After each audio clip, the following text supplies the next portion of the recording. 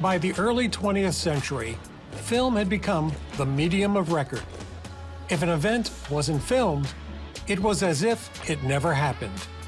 But in China, it was difficult to first document and then preserve the film record of a country in turmoil. There was the collapse of the Qing dynasty and the rise and fall of a republic, the emergence of so-called warlord generals, the founding of a second republic, civil war, an invasion that would rage for 14 years, destroying much of China and taking millions of lives, a renewed civil war and revolution, all in the span of 50 years. Now, after decades of research, it is finally possible to see life in China as it actually occurred. To see China frame by frame. My name is Bill Einreinhofer, and I doubt you've ever heard of me, despite a 40-plus-year career in television. I started making documentaries back when I was in college, which obviously was a long time ago. I've spent most of my career behind the camera, until now. When I first arrived in China, more than 3 decades ago, I had no idea I would spend much of my professional career making stories in and about China. I also didn't know I would become a footage detective, spending countless hours locating rare historic footage. Yet, that's what happened. Today, America and China have deep, fundamental differences. In fact, it's no exaggeration to say relations are terrible and threaten to get even worse. How did we reach this point? The answer to that question can, in part, be found in historic film footage, much of which was lost, stolen, or at the very least, misplaced for decades. Footage I have been tracking down for more than 30 years. These are some of the earliest film images to be shot in China. Who are these people? What are they doing? Why are they doing it? Where are they going? What kind of inner life do they live? We don't know. We will never know. Foreigners shot most of the footage from this era. They likely didn't speak or write Chinese and had a limited understanding of the local culture. Yet it is still possible to recognize authentic elements of Chinese life.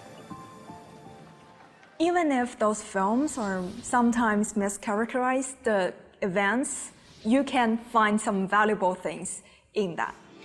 It was the rare foreign film that captured Chinese life as it was, life that ebbed and flowed, just as it did in other societies.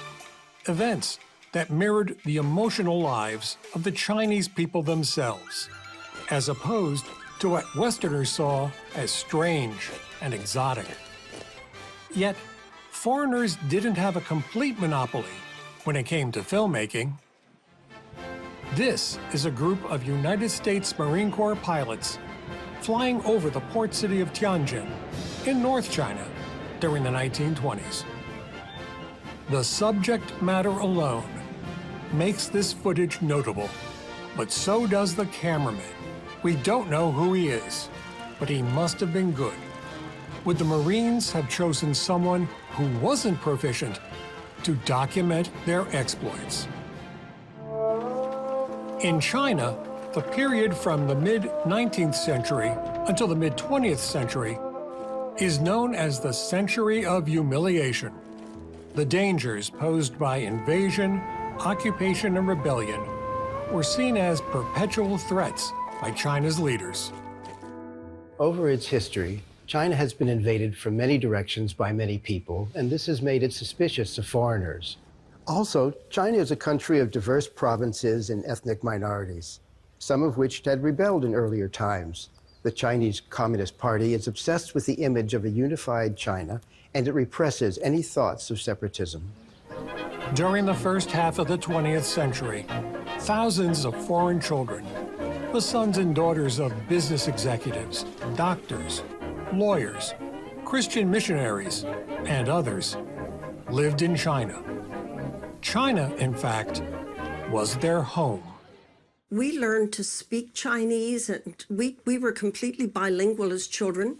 If we played with our brothers and sisters, we also had Chinese playmates, and there were more Chinese around us than there were Americans. And of course, we ate Chinese food, and it was just all a part of our life.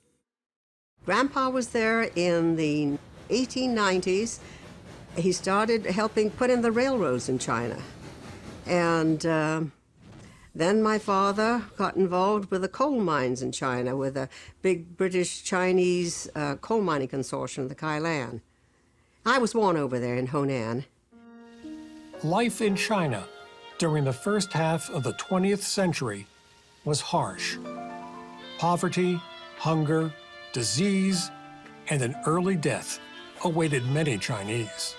Even in Shanghai, China's largest, most prosperous city. They collect all the dead bodies from the poor people because it's very cold, and they were died because it's cold. They collect them every day, 6 o'clock in the morning. I saw it with my own eyes. And I saw it also with my own eyes. That's quite a lot, not very few people on the street try to sell their children and just write a note. Who can help my kids? Who wants my kids? Key to every issue, to every humiliation, was the principle of sovereignty. The Chinese people had little say in, and less control of, events taking place in their own country. During the early part of the 20th century, most foreigners and Chinese lived in parallel worlds, worlds that seldom mixed. The difference between those two worlds was stunning. Yet Ronald Morris and his cousin Mike lived in both cultures. And I remember my grandmother scolding me a couple of times and that because I wouldn't eat the food that we had. I preferred the food downstairs with the Chinese. The kids know I'd sit down and eat with them, which they graciously gave me. But my grandmother wound up just giving them extra money for payment for the food. So really, I love Chinese chow. That's it. 1930s Shanghai was home to a large number of stateless Jewish exiles. Many had found shelter in China from Russia's Bolshevik Revolution. Later, refugees from war-torn Europe fleeing the Holocaust would arrive. Lillian Willens and her parents lived in a part of Shanghai called the French Concession, an area that, decades later, still has a special, even romantic quality. Well, the French Concession was the residential section of Shanghai, and it was very much like a French little small city out there. The stores were actually Russian-owned stores. People spoke Russian in the streets, or you spoke English, and the Chinese spoke to us in Pidgin English. The language in Shanghai was British English. As I always mention it, language always follows trade. In old Shanghai, the Chinese did most of the work, while the foreigners made the money.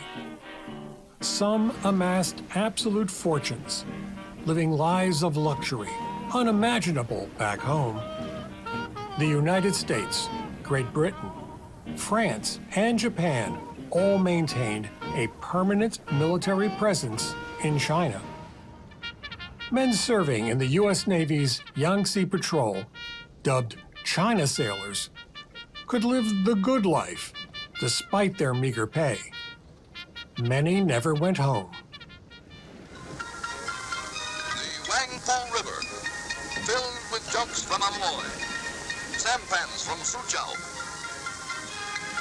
and plenty of sampans for sailors bound for a liberty in Shanghai. China has its full quota of pretty girls who combine oriental charm with modern snap. The result is not hard to look at. It would be a mistake to judge all foreigners living in China harshly. Many were committed to saving souls and saving lives, like those who served at a Presbyterian mission in a northern Chinese town, then called Weixian. In a place of desperate poverty, proper medical care was the difference between life and death. There were even holidays which might be called Christmas with Chinese characteristics. Thomas Dunn was a physician as well as a leader in Shanghai's American community. He'd been in the Navy in the First World War and just got interested in China and thought he'd just spend a couple of years there before going back to California, which is where he was from. But he liked it so much that my mother, whom he'd known in college, she came out and they were married in the Philippines and then moved to Shanghai, where he set up practice and was a very, very busy doctor and a very sweet man, so he had a lot of patience, Whatever advantages foreigners enjoyed, wealth, status, servants, they still succumbed to the same endemic diseases that killed millions of Chinese. They ended their days in a special foreigners section of one of Shanghai's largest cemeteries. Today, their graves are seldom, if ever, visited. So-called newsreels, short films usually shown in theaters, were the only way to actually see the news before the arrival of television. Often sensational, the newsreels told stories with what today might be called attitude. They also exhibited a kind of casual racism, slurs, insults, paternalism that is astounding by today's standards. Arriving in modern steam freighters, the cars are swung into waiting river junks, among the oldest type of boats known to man. There seems to be no great rush. The coolies are philosophical about it all. This isn't the regular assembly line. The Chinese very courteously insisted on bringing their work out of doors, so we'd be sure they had nothing up their sleeve. Look, a sale already. Another satisfied V8 owner. When China's last imperial dynasty, the Qing dynasty, collapsed in 1911, the country was plunged into chaos. It saw the rise of what the West termed warlords. Regional leaders with their own armies, hungry for personal power. Sun Yat-sen, the founder of the Kuomintang, or Nationalist Party, didn't live long enough to see it come to power. His successor, Generalissimo Chiang Kai-shek, participated in a united front effort with China's then small Communist Party. One of its members was a former college librarian named Mao Zedong. But in 1927, Chiang Kai-shek violently ended the United Front, ordering the execution of thousands of communists. Years later, the communists would take revenge on rural landlords and so-called rich peasants. In September 1931, the Imperial Japanese Army occupied 3 provinces in northeast China, an area often called Manchuria. An incident was staged as an excuse for a massive Japanese military invasion. This is the time that the Japanese were very worried about a number of things, including the sustainability of the Japanese empire. They were worried about shortages in oil, in other sorts of supplies. They were also worried about the fact that they have too many people. They needed new space, especially for their farmers to live. And they had been competing with China as well as the Soviet Union for influence in Manchuria. And Manchuria was the most industrialized part of continental East Asia. And so they wanted to move in there. During January 1932, the Imperial Japanese Navy sent troops ashore in Shanghai, allegedly to protect Japanese economic interests and civilians. Chiang Kai-shek largely avoided confronting the Japanese troops, who were occupying ever more territory in China, concentrating instead on his communist rivals. Not until he was kidnapped in 1936 and facing death would he agree to a second united front with a now larger, but still relatively small, Communist Party. The stage was set for China to finally confront the Japanese invaders. 就像您所说的，卢沟桥边一个日本的士兵所失踪了，其实那一天他是拉肚子了，所以等到他完事了以后，他的部队已经往前走，所以后来这个士兵是回队，这个找到了没事，但是日本就此发动了一个事变。那么这个事变到了7月底，它变成一个很大的事件，也就是北平和天津相继被占领。到了8月初，中国政府决定要抵抗了，所以这就是一个背景。这个抵抗是从上海开始。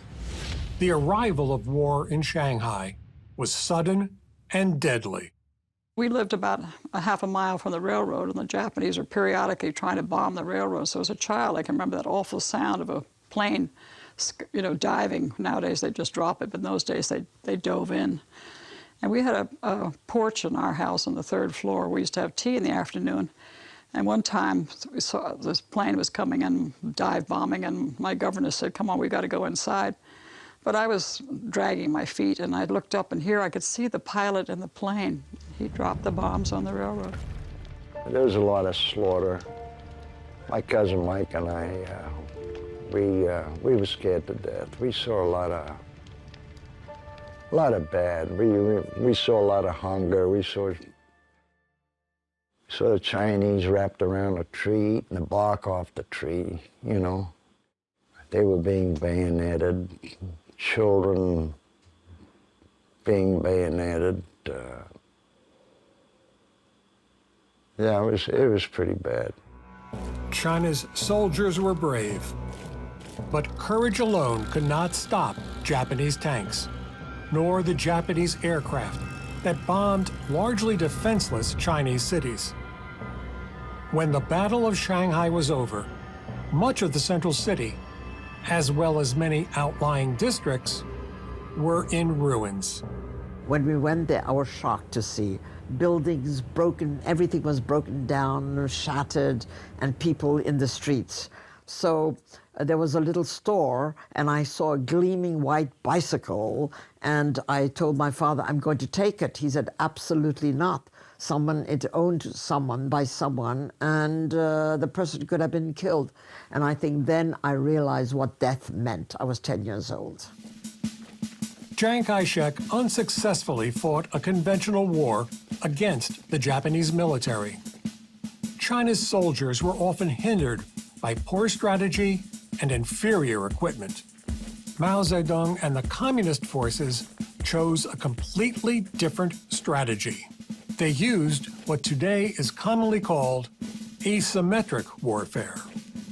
Maoist guerrilla warfare is not just, you know, small units taking on, sort of having potshots at Japanese policemen and installations. No, it's much more sophisticated. It is going into the rear of the Japanese, building up these base areas with new government, new laws, sometimes new currencies, sustaining a Red Army, Eighth Route Army as it's called at this time, that can operate outside of the base, but also local guerrilla forces, local militia, and sort of middle-level units that can operate throughout that base area. It is impossible to overemphasize the impact of Japan's military occupation. Millions of people fled to Western China. Every family has a story. It is how Beijing-based journalist Melinda Liu's father met his future wife. He and my mother, they actually were both at Tsinghua University. Because the Japanese occupied Beijing, that university, as well as a number of other Chinese universities, in a very dramatic and sort of romantic episode, the entire student body, the professors, the laboratories, the books, the libraries, the classrooms, they all tried to relocate west to get away from the Japanese. This footage, unseen in America or China for decades, is unique. Under the terms of the United Front Agreement, the Communist Party was allowed to maintain a presence in China's wartime capital, then called Chongqing. Zhou Enlai, Mao Zedong's trusted lieutenant, was in overall charge. Workers wrote, printed, and assembled the communist newspaper Xinhua Daily, an act which could get them arrested or even killed elsewhere in China. They worked under the watchful gaze of American President Franklin Roosevelt and Soviet dictator Joseph Stalin. Children attended classes in a school unlike any other in nationalist or Japanese-controlled China, a school with a communist course of study. Security forces cleaned their weapons, preparing for a possible attack, not by Japanese soldiers, but their erstwhile nationalist allies, just as took place in 1927. And who knew that revolutionaries enjoyed playing basketball? During the 1930s and 1940s, the Imperial Japanese government ceaselessly turned out propaganda films, newsreels, and feature films aimed at Japanese, Chinese, and global audiences. Their goal was to paint a picture of an imaginary world that never existed. It included documentaries about how wonderful life was in the mythical country of Manchukuo, which in fact was the large area in northeast China Japan invaded in 1931. A Japanese feature film included scenes of selfless Japanese soldiers feeding hungry Chinese refugees, protecting them from murderous Chinese troops, the exact opposite of what actually happened. English language presentations were aimed at convincing American audiences that only benevolent Japanese rulers could administer a fractious and fractured China. Hungry children soon learned that other big children from over the sea would give them some of their rice or even sweets if they asked for it. While long rows of peasants waited, basket in hand, old Granny would get her cigarette too. What was missing was any discussion of the Japanese military's use of rape, terror, arson, looting, and murder, even chemical and biological warfare, similar to Nazi atrocities in Europe. The conflict traumatized millions of Chinese children who made toys reflecting the world they saw every day, a world at war. The Imperial Japanese Navy's attack on America's base at Pearl Harbor, Hawaii, changed everything. Now China and the United States were officially allies, and American forces could openly attack Japanese military targets, replacing covert operations like the Flying Tigers.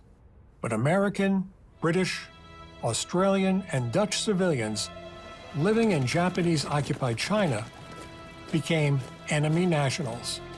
Entire families were sent to civilian prison camps. The food was terrible: fish, rice, and cabbage, slimy cabbage, rotten fish, and rice filled with boll weevils and stones, because it was off of shavings from warehouses. And they had to, finally the doctor said, don't take out the stones, but don't take out the boll weevils, because they are cooked, and that is protein. So you learned to eat what you had to eat. As badly as the Japanese military treated foreigners in the internment camps, it paled in comparison to what the Chinese people experienced. Millions of Chinese, many innocent civilians, would die as a result of tactics that eventually were summarized as the 3 alls: kill all, burn all, loot all. On July 4th, 1943, Independence Day in the United States, American children at one internment camp joined their parents in singing patriotic songs. Began to sing the Star-Spangled Banner. And the Japanese rushed in and, I'm sorry. The Japanese rushed in and said, you can't sing that song. So we were all sent back to our buildings and said, you can't stay here, no more singing. And as I got to the door of my room, I turned and you could hear those last strains. Home of the brave and home of the free. I'm sorry. It was just a very emotional thing for me. I apologize. There was a rumble that we were going to be executed, and some stakes were being driven into the roll call field. I thought it was a big fat joke. I had no idea, and I didn't find out till later on that that was a possibility. Thank goodness we were liberated, otherwise we would have been executed, that's true. August 1945. Japanese military forces surrender in China. It was sudden, unexpected, and complete. In China, leaflets announcing victory were organized into bundles to be dropped by American aircraft over major cities. The news literally fell from the sky.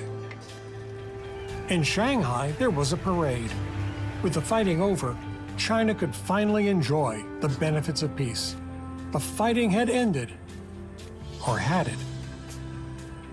Many Chinese felt it wasn't just Japanese troops who should leave China. They wanted all foreign military units to exit, including thousands of American troops.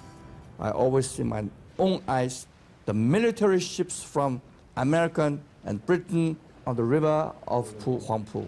And on the street, always navies and MPs. I said, ask me why the Japanese have left us. And why you come here? What for? Understand me? I ask me why. Because I said, this is our fatherland. This is my own land. We do not need other help. General George C. Marshall, the recently retired U.S. Army Chief of Staff, was sent to China to negotiate the establishment of a coalition government incorporating both the nationalists as well as the communists. According to American newsreels, Marshall was able to do the impossible, brokering a ceasefire between the communists and the nationalists, ending China's civil war. Those newsreels were wrong. With the initial support of the Soviets, the Chinese Communist Party gradually gained the ability to wage guerrilla war against the government of Chiang Kai-shek. After Japan's surrender, the U.S. attempted to reconcile the parties, but Mao's support amongst the peasants had grown, and his demand to share power went far beyond what Chiang could accept. Therefore, China's civil war resumed.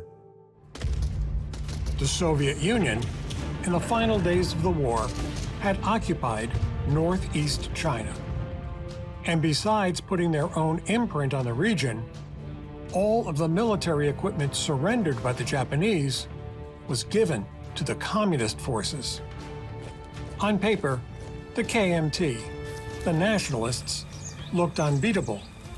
In fact, the CPC, the communists, were stronger. Chiang Kai-shek had lost the faith of the Chinese people.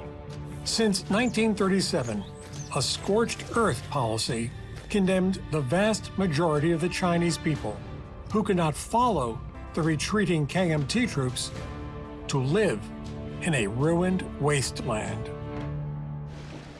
As many as 900,000 Chinese died in 1938 when Chiang Kai-shek had dikes holding back the Yellow River destroyed, hoping it would stop oncoming Japanese troops.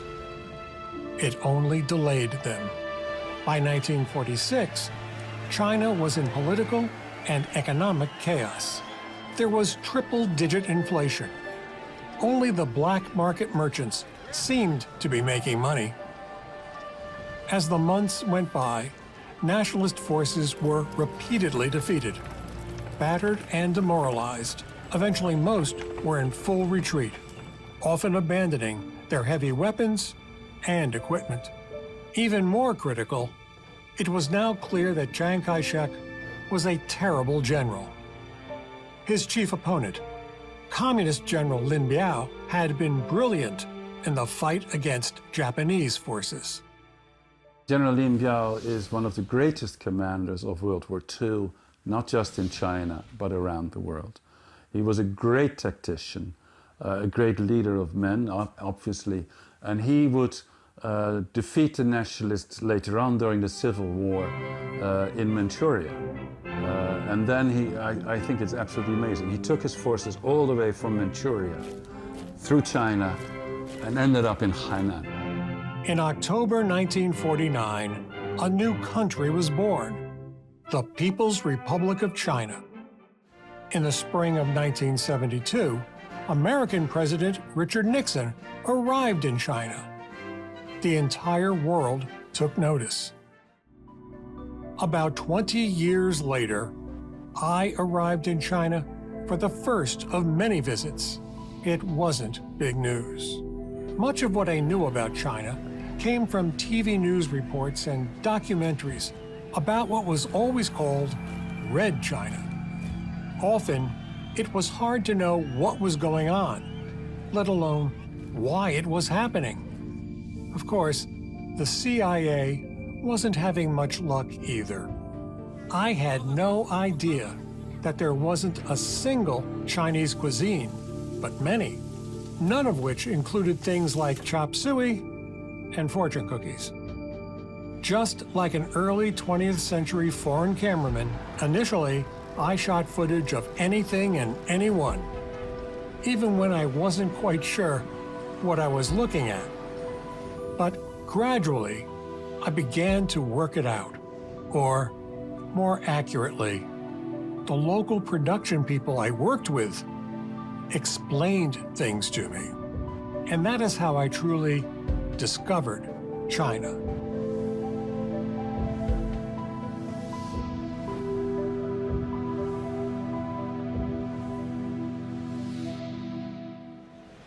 In 1989, some places in Beijing seemed much like they are today. But the people in those places certainly dressed differently. Beijing didn't look like the capital city of a global power. In fact, it was decidedly low-tech. There were buses, but few cars. Yet change was taking place. The impact of sweeping regulatory changes, collectively known as reform and opening, were just becoming visible. That included tentative first steps in a gradual shift away from state economic planning towards a more demand-driven, consumer-based economy. This woman was selling what was one of China's first truly national brands, Wawa ice cream. Wawa ice cream is, it is very special, not because of the taste, but also because of the shape. Wawa ice cream is designed like the Wawa face. Wawa in Chinese means the baby. So we could imagine it's like a baby face with a hat on it. It has the chocolate taste of the hat because it's chocolate, and the vanilla taste of the face. So every kid will like it. It was China's then little-known space program, not ice cream, that brought me to Beijing in the late 1980s. At that point, no American TV journalist had been granted access to key space facilities and personnel. The roots of China's space program dated back to fears of America and its atomic bombs. At one time, China and the Soviet Union were allies, with the Soviets promising to help China. So, in a remote desert area in western China, the Chinese began to build their own rocket research and test facilities. The test site was created largely with people power, not heavy equipment. Following the Sino-Soviet split, the Chinese were on their own. They built what became China's first rocket launch facility. 国际形势呢，受到一些敌对势力的包围。如果不发展这个空间技术，就是中国人呢，在国际上就没有地位。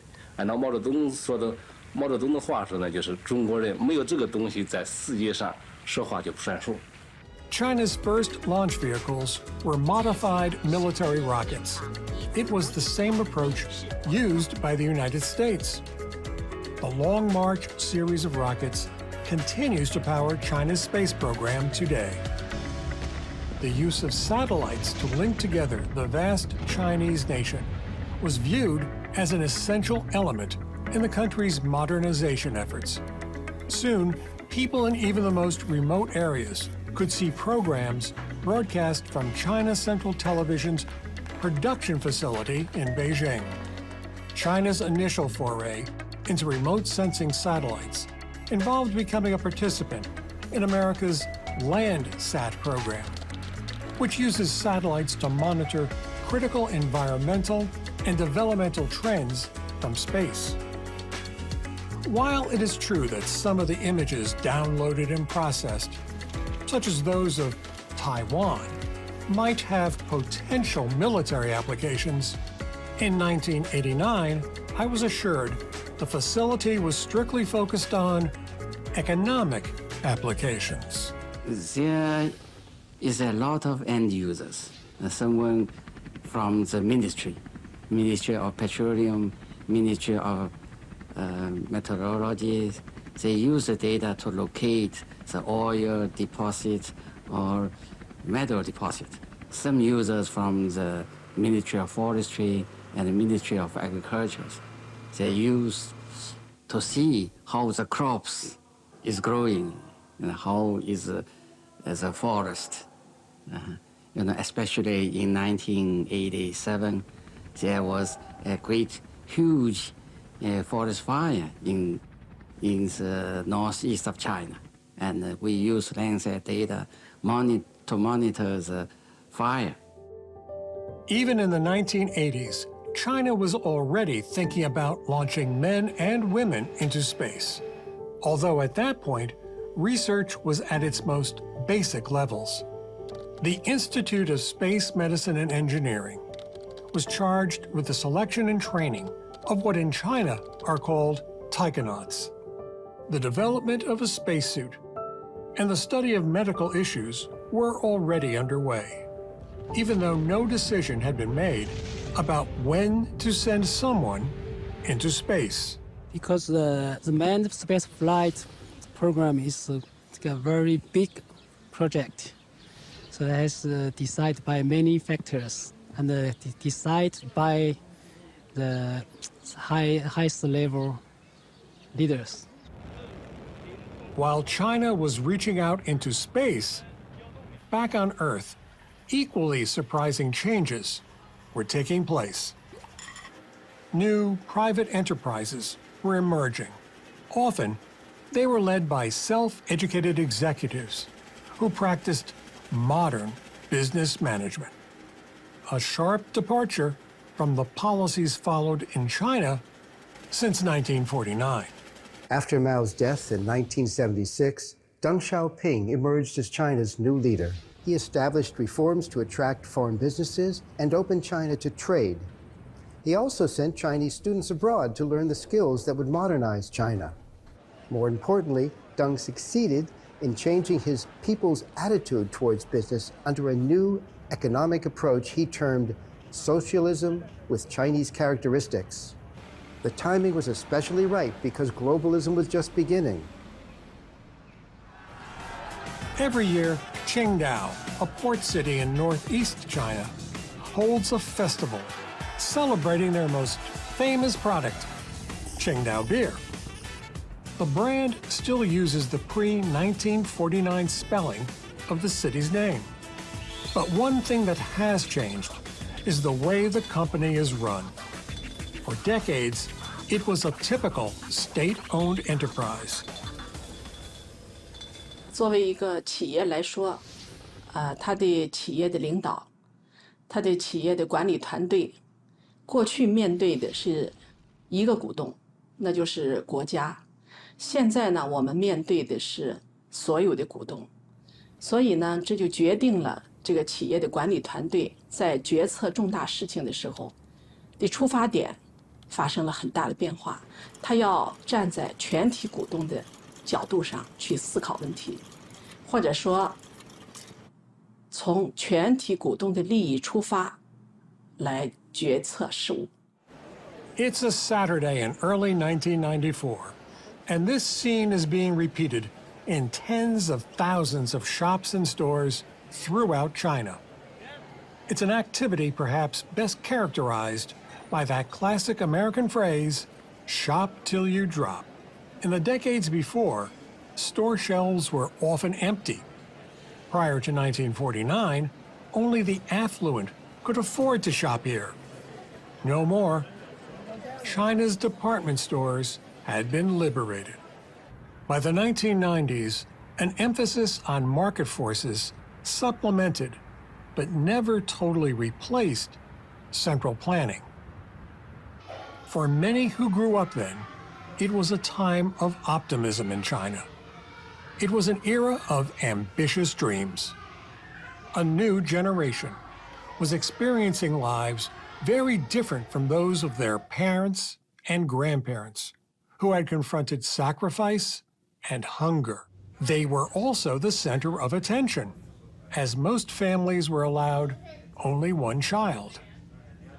It was during celebrations of Lunar New Year, or Spring Festival, as it is called in China, that these generational differences were most apparent.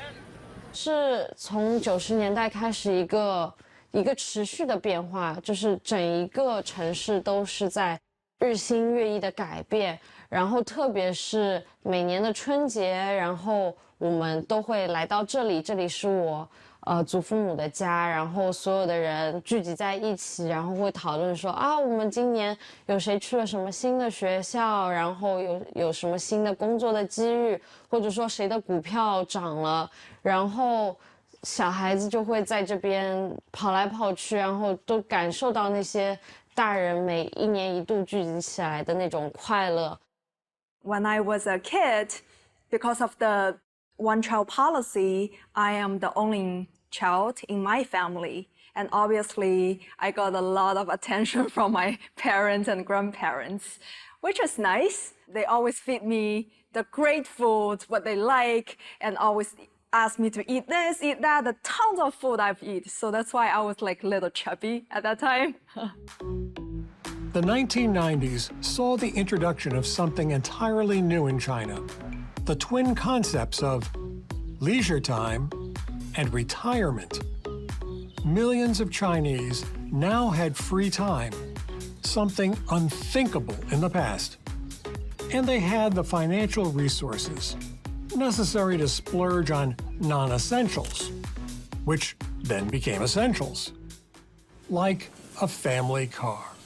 Shanghai Volkswagen is a joint venture company set up by the Shanghai city government and Volkswagen AG of Germany. In the 1990s, its main assembly line churned out a model known as the Santana. And, at least in TV commercials, it was emblematic of a new lifestyle. Working in China, I found myself playing a wide range of roles. I covered the news, like a public service campaign, encouraging parents to teach their children how to swim. Other times, I was the news, for reasons that weren't always clear. But there certainly were times when I felt very uneasy. The People's Liberation Army Air Force Museum includes exhibits that look similar to its American counterparts. Only here, America is the enemy. During the Korean War, American pilots painted red stars on their aircraft for each Chinese plane shot down. The Chinese did the same for each American killed. That has a special meaning to me, given my nephew is an American fighter pilot. Yet, I also saw former Chinese Air Force pilots training for an entirely new mission as commercial airline pilots. These days, there is no shortage of glamour throughout China. But not everyone gets to go to the party. Millions of migrant workers powered China's economic miracle. They streamed into China's coastal cities, lured by salaries far above anything they could ever earn in the countryside. But they pay an emotional price for this prosperity. Many can only go back to their home villages once a year for Spring Festival. Only then can they briefly see their families. On the eve of the Lunar New Year, believers from throughout Shanghai gather at the Longhua Buddhist Temple to make offerings to the temple's deities. These people are here to burn the first incense of the new year. Many of these believers are the same people who are helping to power China's economic modernization.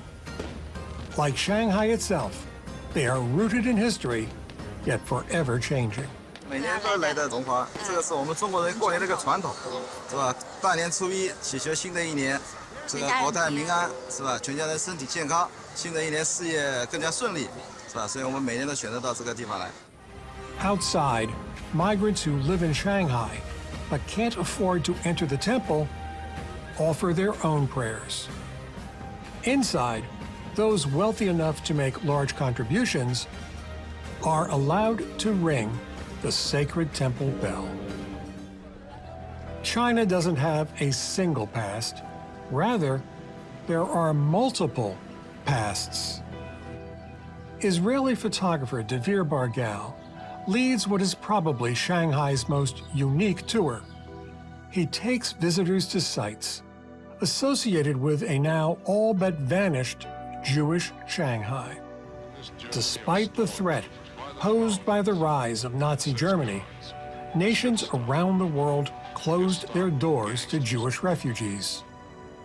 Shanghai was one of the few places where those fleeing the Holocaust were welcome. An estimated 20,000 people were given refuge. During what was called the Cultural Revolution, which occurred from the mid-1960s until the mid-1970s, anything old was considered bad. The headstones and grave markers of foreigners were presumed destroyed. But that turned out not always to be the case. Slowly, many Jewish grave markers were retrieved. When I came to Shanghai 5 years ago, I heard an antique shop in Shanghai selling Jewish graves. And in the Jewish world, we really care about our ancestors' grave places. And also in the villages, when I went to pick up these headstones, this particular headstone was on the floor in the entry of a house, while at that time, first time I saw it, the owner did not want to give me this headstone. But then start to convince him, start to explain to him how important it is to bring it back to the city. Eventually he understood, and we became a very good friend. Most of the foreigners who lived in China left by 1949. Those who later returned were amazed. I was quite taken aback when I finally decided to go there. There were no more beggars. There was no poverty in the streets. They may be poorly dressed. That was 1990, if I have to calculate the date. And I was quite amazed because when I left China, there was nothing, absolutely. Poverty, beggars, no industry, nothing. And then when I went back repeatedly, I was taken aback completely. 100-story buildings, the highest I had ever seen was 20 stories in Shanghai. Century-old homes and businesses are making way for new development.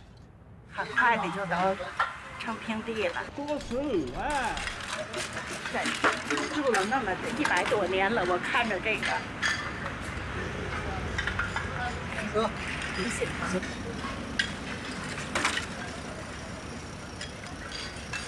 就跟爱宝贝样的这么爱这个房子，一直我的孩子长大都在这一块儿。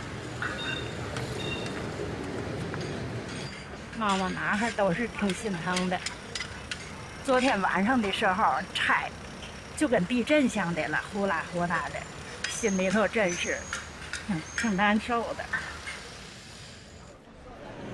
Even relatively young Chinese men and women sometimes experience a sense of nostalgia as their hometowns continue changing. In a China where most families didn't have a refrigerator and there weren't any supermarkets, visits to markets like this in the East China city of Wuxi were a daily ritual. These markets still exist, of course, but they no longer play a central role in the lives of most city dwellers who value the convenience, uniformity, and brand names found at supermarkets.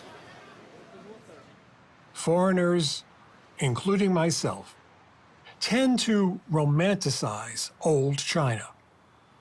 The fact is, life was incredibly difficult, especially for the vast majority of the Chinese people. There is little romantic about homes lacking central heating, air conditioning, or reliable plumbing. Yet, residents have an emotional bond with both their neighbors and their neighborhoods. Even among the so-called privileged foreigners, many of whom have revisited China, some memories are bittersweet.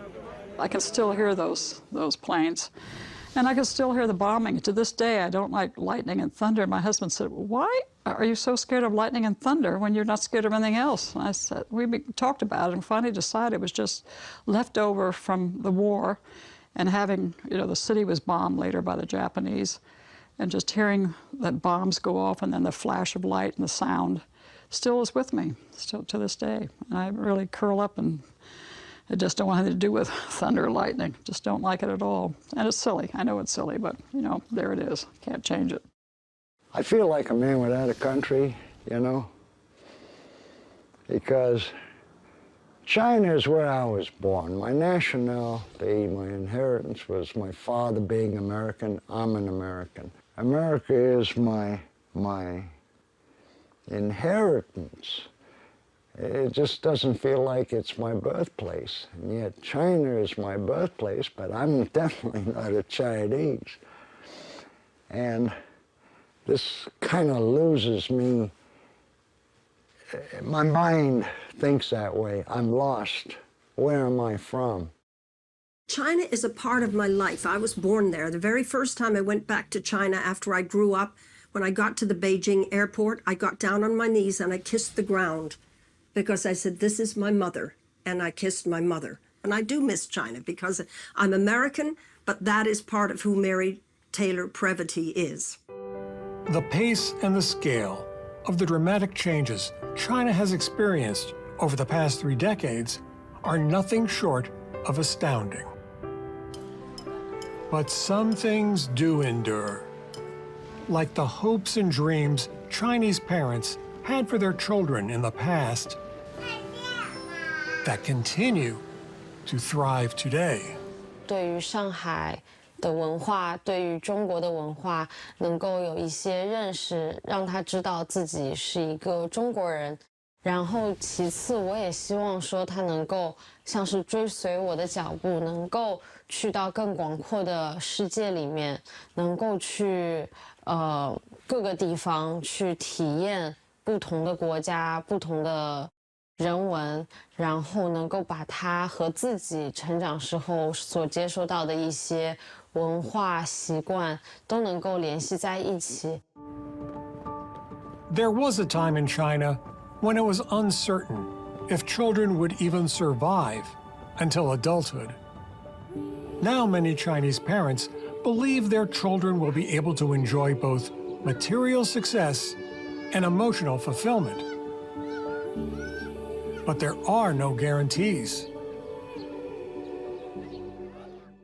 Just to be clear, I don't claim to be an expert on China. I don't speak Mandarin. I can't read the Chinese characters on my own business cards. And while I have an understanding of China's past, I can't make any predictions about its future. Still, over the course of more than 30 years, I have interviewed countless people in and about China. Many were kind enough to share their personal stories with me. When I travel through China, I often have other people's memories in my head. Sadly, many of those people are gone, but their stories live on through me. And now they live on through you as well. Thank you. 谢谢.